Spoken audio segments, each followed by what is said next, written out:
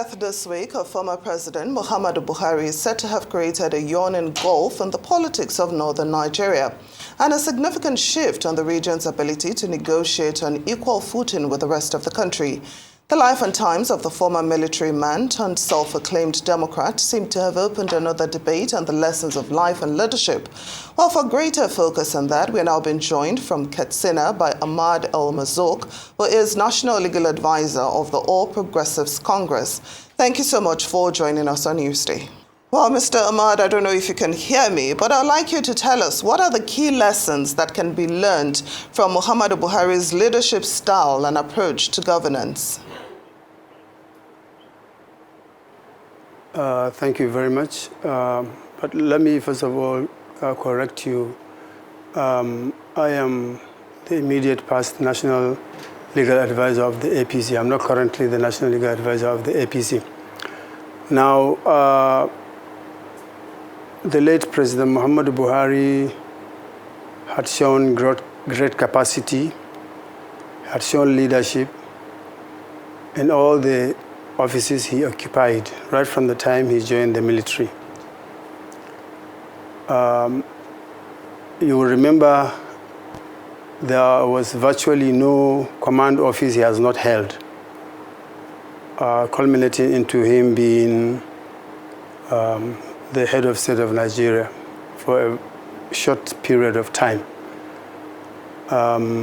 Later on, he became an elected president for 2 terms in this country. And he had done his best in terms of infrastructure, in terms of upholding truth and integrity, in terms of fighting corruption. He made an indelible mark in this country. Everybody would bear witness to that. So I think he was a great leader that is really being missed, not only in northern Nigeria, but all over Africa, really. And the former president was often hailed as an icon of integrity by many and a champion of the anti-corruption fight within the country. To what extent do you believe that his administration succeeded in this quest, in curbing corruption, and some of the key takeaways from the approach in which he decided to go against those who he felt were corrupt?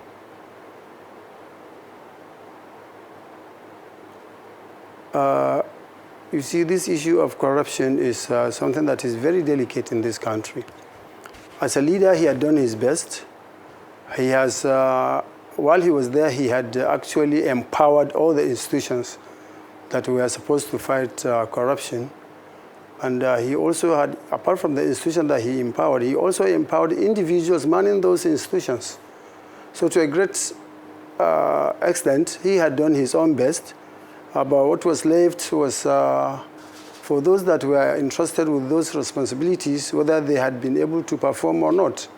That is something that Nigerians would actually judge. We must not miss the fact that for a sizable number of time or a certain period that was really impactful was the fact that he was away on let's say sick leave for a very long time, which actually affected, you could say generally his performance in the first term. But generally he had been on the track for always trying to enforce rules that would check corruption in this country. So what would you say is Buhari's lasting legacy for Nigeria, for northern Nigeria, particularly in terms of his contributions to the nation's development and stability?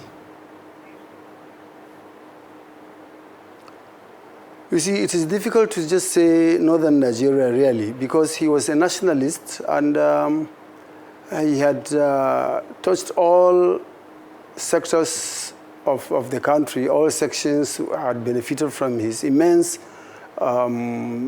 contribution in terms of especially infrastructure, reviving the moribund infrastructure such as the roads, such as railways, and many other areas.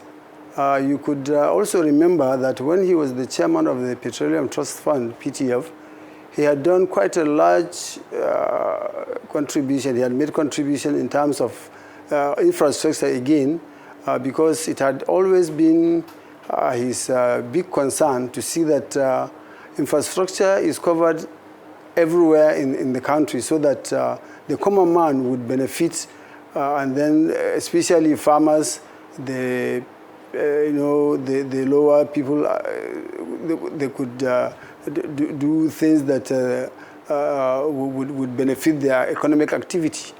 So in terms of really these performances he had made, we could say that he had left a very lasting legacy. He had built institutions, has built educational institutions all over the country. Wherever you go now, there are very many federal universities, there are very many federal medical institutions. There are so many developmental projects that he had, some finished and some initiated and completed, and some he initiated, but due to the existence of the time of his tenure, there were some that he couldn't completely hand over, but quite a certain percentage had been done while he was still the president. And his military career spanned several decades, including his role in the Nigerian Civil War as military head of state. How do you think these experiences marked the way he approached a civilian leadership when he became president years later? You know, as a military man, he followed the rules. He followed the dictates of his command, and it was a joint effort. It was a teamwork. So some people viewed him that time as probably too strict, but he could easily change to the civilian norms. He had always told us that he was amazed and with the fact that let's say in quote, dictatorship was destroyed without the shot of a bullet. So he had always appreciated democratic ideals and democratic norms. So it was not a very difficult transition for him when he actually became a civilian president. And by also his nature, you know, he was a very simple and very humble person and very humorous person. So it was quite easy for him to actually blend with the politicians. The thing that you probably could say he lost or missed with the politicians was the fact that, you know, in politics sometimes you need to be too diplomatic. You don't say things that the way they should be said. So those you could still give it to him that he kept his integrity, and he was a very timely person. You know, we politicians, we mostly don't keep to times, but he was someone who could keep to time and someone who could also keep to his promises. So I think it was a very easy blend of a military man moving into a democratic setting. So who would you say are the potential candidates that could emerge as the North's rallying figure after Buhari? And what sort of qualities and characteristics would they need to be able to unite the North and inspire confidence in leadership? You know, this issue of somebody taking over, who should lead the North, you see, is something that is very, very difficult for anyone to really say this is it or this is the person. For whoever that will take over from him, he must be very selfless, as Buhari was. Very selfless, somebody who was not after amassing wealth, somebody whose ideas were always for the common man to advance. But we will not say there may never be, but really, the way we are seeing things going, it may be very difficult, but it's not impossible. You know, you see, Muhammad Buhari is a phenomenon that happens once in a century. So for me, I think God in his infinite mercy will also raise someone who would probably be a Buhari.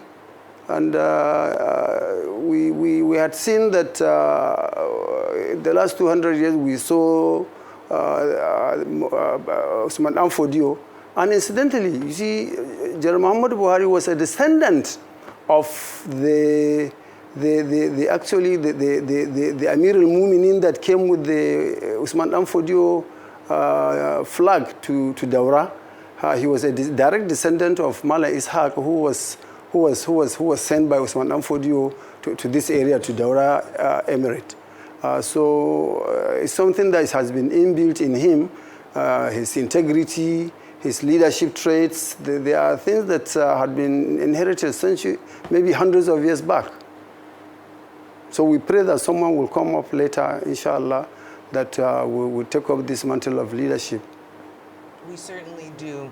And what single most important lesson do you believe that Nigerians, in particular the youth and the leaders, should take from the entire arc of Muhammadu Buhari's leadership? What I advise the teeming youth is to imbibe his habits of integrity, patriotism, and really to be upright. You see, and then leadership, people see leadership from afar, and they tend to often criticize easily. But it's not. Nigeria is a very big and volatile and very dynamic set of nationals that are put together. There are a lot of things that make people see differences in terms of who is at the helm of affairs, but it's not really a good thing for people to always criticize people that are in leadership. Now, I was asking you if you see a leader from outside the traditional political class emerging as a rallying figure for the North, or do you think it will be someone who is already established, one of the established politicians who are already dominating the political landscape?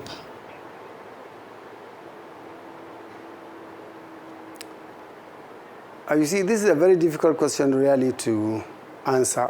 This is something that one could not easily really come forward with an answer.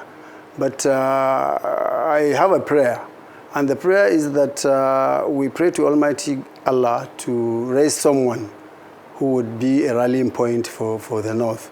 I cannot say within or amongst those that are already at the top of leadership aspirations that there could not be anyone that would probably amount to casting some probably maybe doubts on them, but really they are all people of integrity. I respect them, but honestly, only God knows, and time will tell who would take over. You see, this kind of leadership is not taken. This is something that is God given, and also is given through the unanimous probably endorsement of the general public. You see, General Muhammad Buhari, late President Muhammad Buhari, was stuck in the minds of the Nigerian populace, especially the masses. He was stuck in their minds for all these years. They had seen in him that selflessness. They had seen in him that sense of sacrifice. So until we probably find someone like that, we probably may not be able to just say this is the person or this will be the person. We were only praying. Very, very well said. Thank you so much for joining us this afternoon for your discussion. Ahmad El-Marzuq, former APC National Legal Advisor. Thank you so much.